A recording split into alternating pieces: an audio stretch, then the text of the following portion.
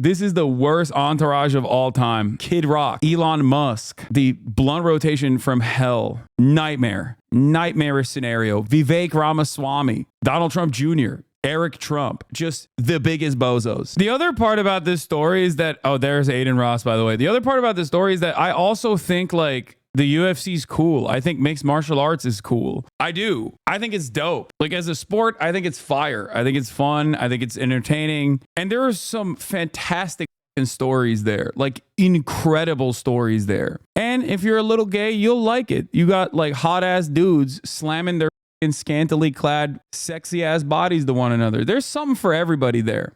Okay. It just sucks because like the fan base is so hog-like. It's a cool franchise led by the worst people, unfortunately. And it is also unfortunately comprised of some of the dumbest people as well when it comes to their own personal politics. I'm telling you, they all follow what Rogan says. I think Rogan has a lot of clout in this space for the same reasons why Trump has a lot of clout in this space. They were in the bottom floor when this entire industry was down and out, cast aside, and people were aggressively pursuing censorship. I think a lot of people forget like there was a lot of crazy censorship like in the 90s and in the early 2000s where they moved on from like the dangers of video games and pornography to the dangers of MMA, and MMA was not very well liked. I still remember that because like I remember also kind of getting caught in that meta and thinking like at first thinking that it was kind of cool and then thinking maybe it's a little too violent. Like maybe it's a little too violent. I wonder if they're like actually promoting, you know, gross violence. And John McCain, famously called it human cockfighting and actively tried to censor it. And they were having a really hard time getting advertising and stuff. So like people that stood by Dana White's side on the ground floor when everyone else was like actively trying to get them banned. Yeah, he's going to remember that. Politics aside, there is a reason. There's a very valid reason, as a matter of fact, why Joe Rogan has so much influence in this space. And there's a reason why Donald Trump has so much influence and prominence in this space as well. Donald Trump won the US election with a knockout. But although he was not in the ring for this fight, at the top of the hour, there was no question whose victory was being celebrated. Trump dance! He did the Trump dance! Even the belt at the Ultimate Fighting Championship was handed to the president-elect in this homecoming parade in New York. I think it's positive for the world, to be honest with you. I mean, listen, no matter what side of the fence you sit on politically, you cannot deny that there's almost like this weight that's been lifted off the country right now and this sigh of relief. And yeah, definitely. Yeah, no, that's how I'm feeling.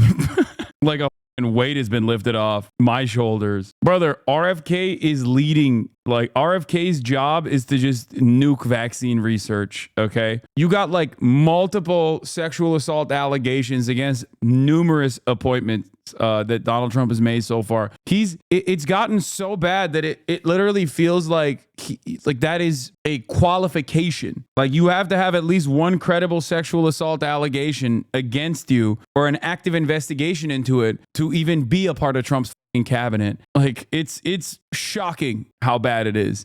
Donald Trump's cabinet is either cranks or war hawks, okay, and nothing in between. Like the competent administrators are the war hawks, and you see like a lot of the media kind of drop the ball on that front. Where whenever they see the war hawks like Marco Rubio, they're like, "Oh, well, he's great. He's going to be great. We have no issues with Marco Rubio." Like that's what I listen to NPR, and that's what they say. And then the rest are just like insane cranks like Tulsi Gabbard or RFK Jr.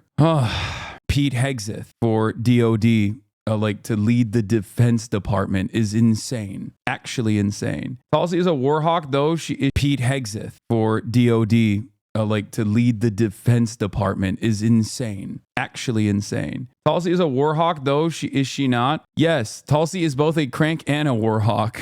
A twofer. And things were already getting better. He's not even in there yet. This happened afterwards, which I thought was really funny as well. RFK Jr. slamming in McDonald's. Rallied Donald Trump into the White House for the second time, with all his key fighters in attendance.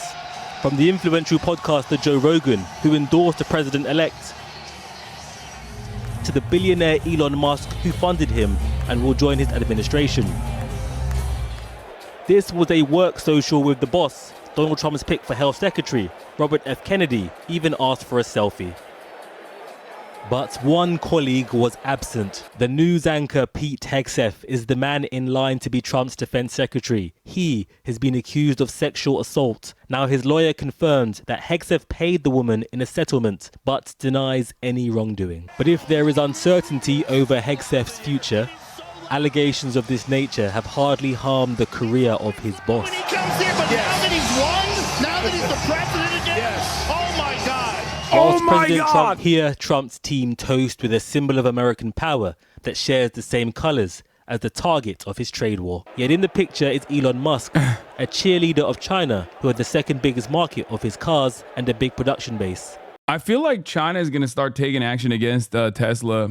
I don't know if it's a meme or not. I've seen those like no Tesla allowed signs popping up here and there. For what it's worth, the guy Jones destroyed last night was a longtime day one MAGA hat wearing dude. Brother, the UFC no longer has like non-MAGA guys, okay? It's one MAGA guy fighting another MAGA guy, and in the process getting more CTE and becoming an even larger MAGA guy, okay? It is a CTE factory. And as the CTE factory, as far as you know, what we've seen so far, the more you get hit in the head, the higher the likelihood that you will be a Trump dick rider. Fighting Bolsonaro guys as well. Okay, Bolsonaro guys are Trump guys. What do you mean? Bolsonaro is a CTE brained Trumpito supporter. Why do the bigger MAGA guys simply not eat the smaller MAGA guys? They do frequently. That's part of the process. Truly make America great. Underneath the theater of the Trump campaign are big questions over how far the reality will resemble the rhetoric.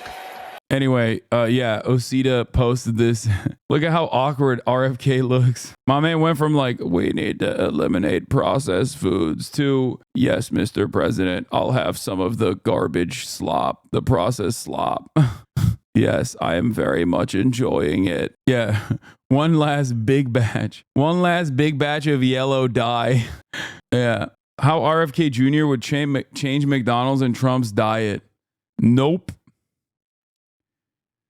Campaign food is always bad, but the food that goes in that airplane is just like poison the 7-year-old added of the fare of Trump Force One. You have the choice between, you don't have the choice. You're either giving KFC or Big Macs. That's when you're lucky. And the rest of the stuff I consider kind of inedible. The rest of the stuff can be surmised by considering what Trump requested to be served in his box when he attended the Georgia-Alabama college football game. 2 Filet-O-Fish sandwiches with cheese from McDonald's, stadium hot dogs, Domino's pizza, and Diet Coke. He ain't stopping Donald Trump from eating that garbage, okay? Let's be real. It is kind of funny because I eat so goddamn healthy and I track my macronutrients, I track my calories. And like, yes, while RFK Jr. does say a whole bunch of like good things about how dog shit the American food standards are, I just don't believe him when he says he's going to tackle it. And this photo is basically, you know, yet another demonstration of his inability to tackle these problems. Dude, it is wild that he is so... by the way, boys, we're good. The Zinfidels are safe, okay? This is something that I was truly worried about, that he was going to do the Democrat thing and just come after like one good thing. One good thing that is allowed in America. Thank God we're good.